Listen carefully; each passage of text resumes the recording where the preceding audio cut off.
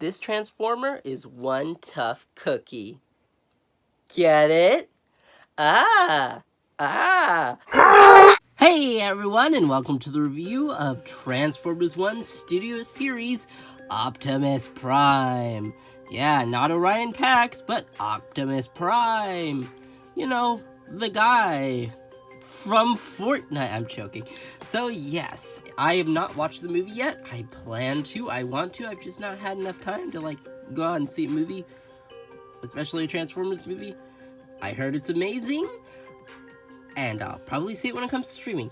Anyway, this is Studio Series Deluxe, what is this, Deluxe Class, Optimus Prime. It says 8+ on the box, the 112th Studio Series. Really nice CGI render. Who cares about the box? Alright. He comes with a few accessories. Let's start off. This guy. I think it's just for the transformation. I haven't actually transformed him yet. And he comes with his axe, his energy axe, Energon axe. See, I do know the lore, guys. I know the lore. He has his matrix of leadership that he gets from good old Primus. Alright, let's talk about... And these smokestacks, which are removable and came removed on the box. They are for the transformation and they can spin. Alright, let's talk... Oh no, he's falling apart already. Alright, let's talk painting and sculpting. Pretty dang good. I think he looks really similar to his movie incarnation from what I've seen. My problem is with the paint and choice of plastic. In the movie, he is gray, and while in my lighting he looks gray, he is actually tan. All of this is tan, and this is actually painted. I don't know why. Fun fact, the legs are actually in red, same color as the arms, but they're painted tan. They just wanted that little red for the detail over there. So let's... I think it looks good color-wise, and I do have a little paint mishap on mine. On the head, as you can see, they didn't fully get it, but it doesn't really matter too much. Annoys me, but alright. Let's get into articulation. Starting off, we have the head. That is pretty damn good. Not going to lie. All the way up, and because he has that extra little hinge in there, yeah, and down that much, sorry, like here. This is how much he can look down, which sucks. It's not awful, but it exists. This review is going great already. Alright, and now let's move to the arms. So the arms can move up that far, and they actually have this really neat gimmick. So, the arms can move out from their socket, I presume as part of the transformation. I have not transformed them yet. And then they can spin around on a hinge. That's really nice. And that means you can actually extend his arm pretty much around his body. Sure, it looks a little janky at some angles, but it's better than not having the articulation. Torso can swing, sorry, it's not swing, swivel here at 360 degrees. Arms are ever so slightly more than a 90-degree bend. If you're curious, that's 90 degrees. This is more than 90 degrees. And then we have this, the backpack, which I assume is for the transformation. I wish it was removable. Like, why is it pegged in with an unscrewable screw here? You should be able to untab this and take it out so that you can just have this be the back. And it looks a heck of a lot cleaner. I don't know. The silhouette looks better with it not out like that, but I don't know. It's still a great looking figure, don't get me wrong, and it's a marbled plastic, not a plain plastic, so it looks better than if it was just plain plastic. It looks a little more premium. He has a little hole on his butt. I assume that's for like a stand or something, or it's just part of the structure. Unfortunately, some hollow bits here. The hollow bits here. No hollow bits on this side of the legs. But definitely some hollow bits all across there, which is pretty standard for Transformers. The diaper likes to fall off. That's a little bit annoying, but I guess that means you can technically get more articulation out of it if you really wanted to. Ball joints. Okay, he has ball joints for the legs. And it goes... Let me remove this. Back that far. Knee goes that far. And that is one tight ball joint. These are some tight ball joints.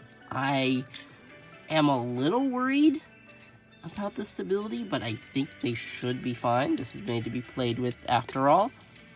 And the leg is on a swivel, so you can just turn that as much as you want.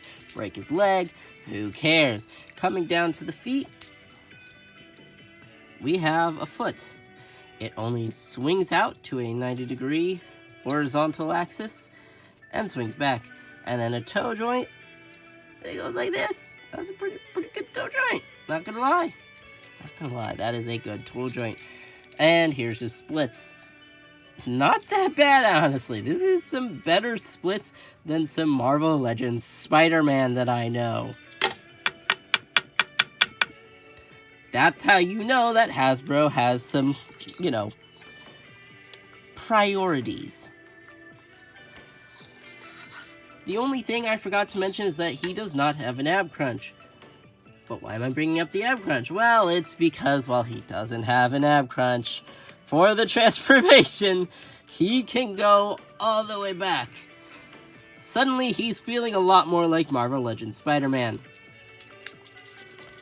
But that just tabs in, so now I'm going to attempt the transformation and show you how much pain it causes me. Because I don't get Transformers normally, and if I do, I get a model kit. Those don't transform. My only other Transformer that is recent is Studio Series Shockwave, which has a simple transformation, but not the best articulation. As long as you don't know... Well, if you know what you're doing, you get more out of it, but this isn't a review of Shockwave. This is a review of Optimus Prime. And let's just say, that's just Prime.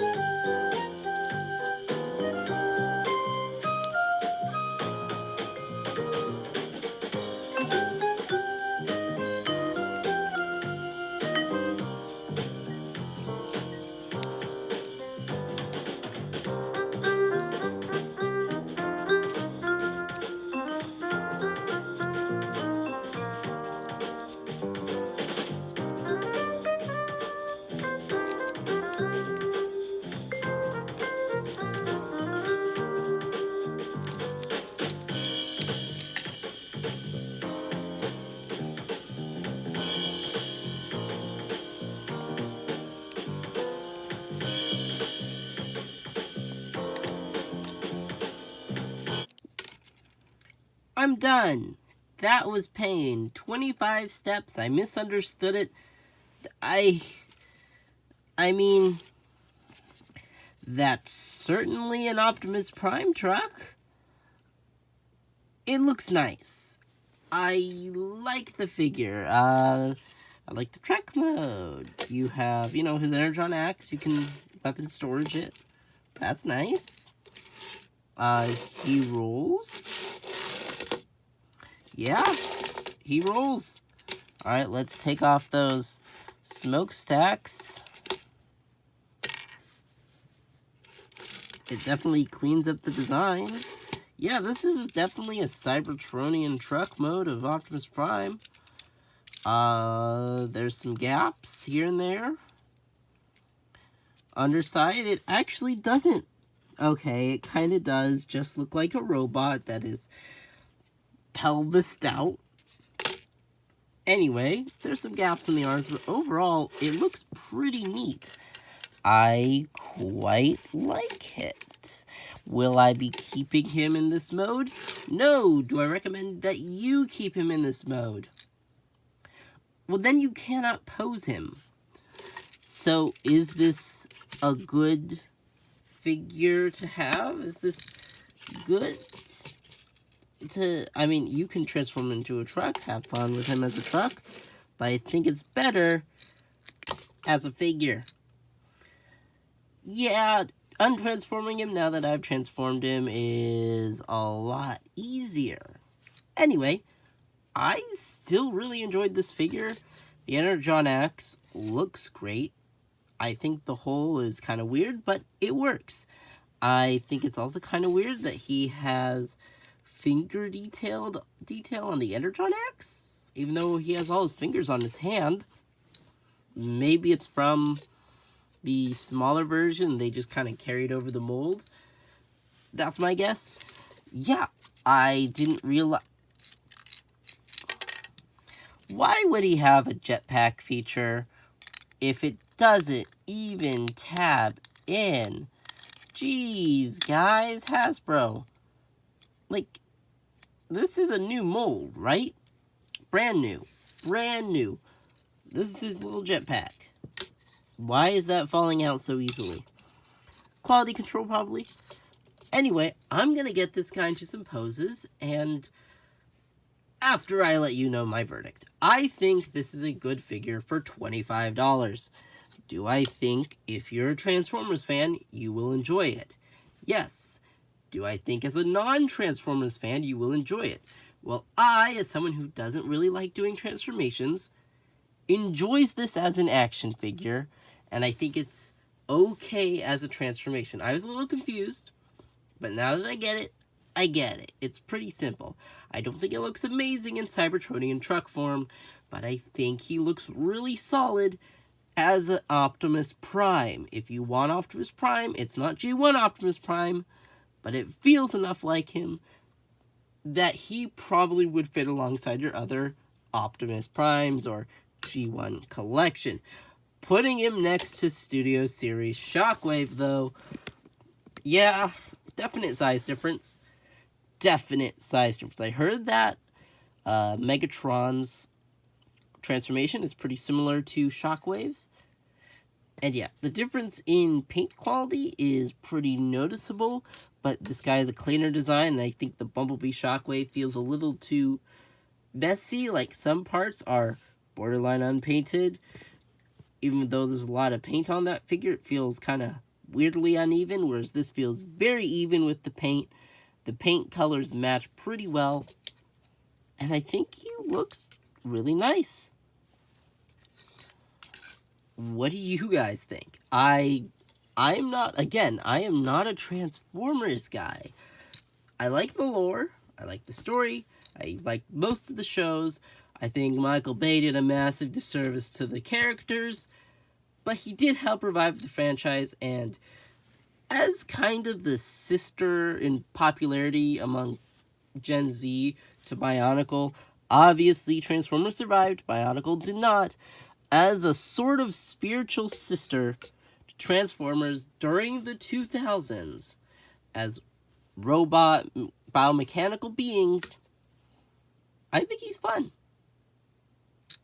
Time for some poses.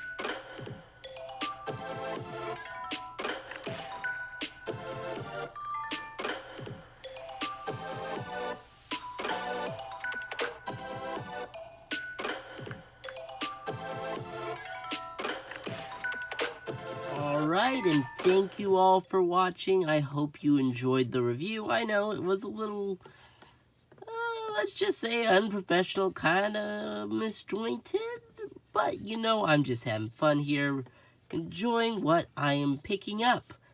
This guy. So I hope you enjoyed your time. Have a great day, and please like and subscribe if you can. And let's see if this guy can survive a slap. That was a weak one.